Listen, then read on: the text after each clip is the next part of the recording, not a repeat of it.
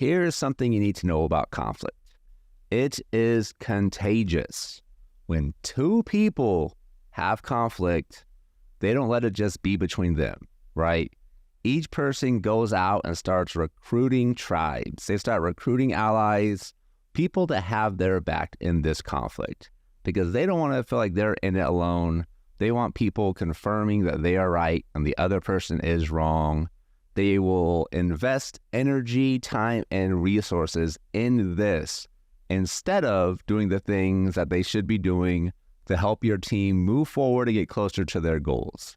So it starts as a one-on-one clash of the titans, two people just fighting it out over something that's probably not a big deal. It's probably a miscommunication. There's probably is a root that can be solved if they took the time to focus there, as opposed to spending their energy focusing on why the other person is wrong. But instead of leaving it there, they go out and recruit people. So it starts as one-on-one, eventually becomes cliques.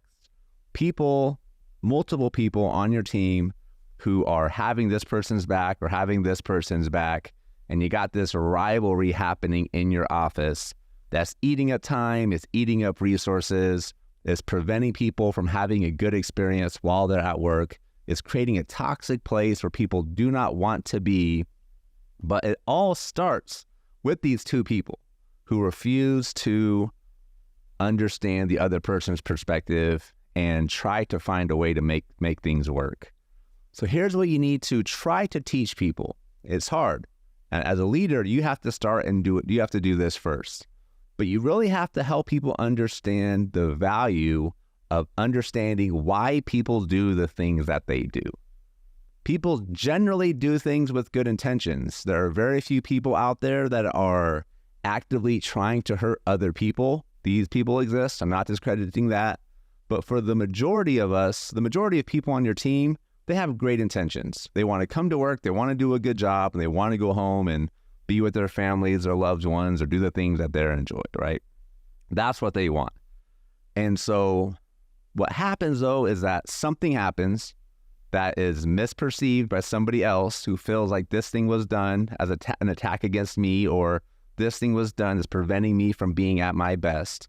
And in those moments, we have to allow ourselves to be vulnerable, and instead of joining the fight or starting a fight with somebody else, actually taking the time to listen and understand where this other person is coming from.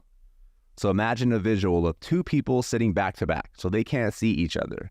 You need to be the person that turns the chair around and actually tries to see this person for where they're at. And when you turn your chair around, you're inviting the person to do the same thing.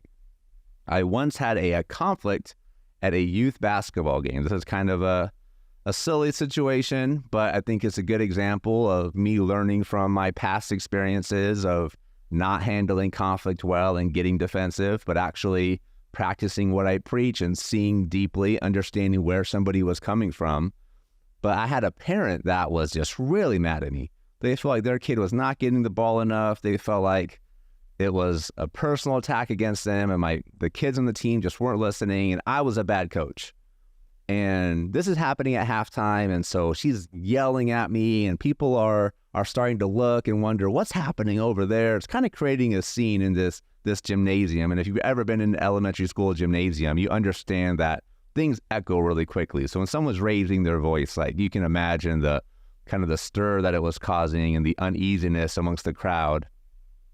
But I took a deep breath instead of getting defensive in this moment. I took a deep breath and I really challenged myself to think about where was this person coming from. And instead of getting defensive and explaining myself why I was doing the things that I did, which wasn't really important in that situation, right?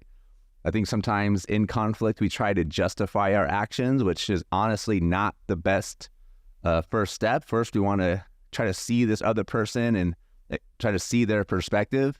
And so I made a statement that kind of diffused the situation. And the statement was, I can tell you really care about your child a lot. I just said that. And in that moment, things diffused. She was able to take a deep breath. She apologized, actually. She said she was just frustrated that her kid wasn't getting the ball. She knew I was trying to do my best. And that's all I said. I didn't justify my actions. I didn't explain where I was coming from. I just took the time to try and see their perspective and understand why they were doing this thing. And sometimes it is literally this simple to stop a conflict before it gets started in the moment.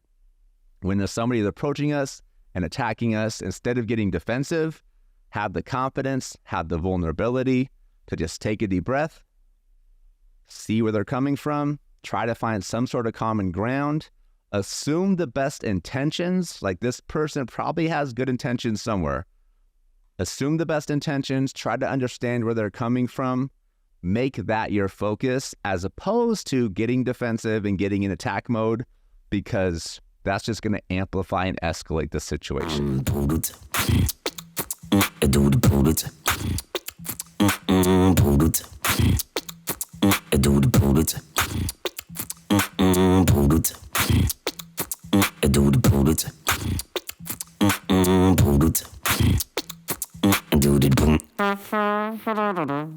Do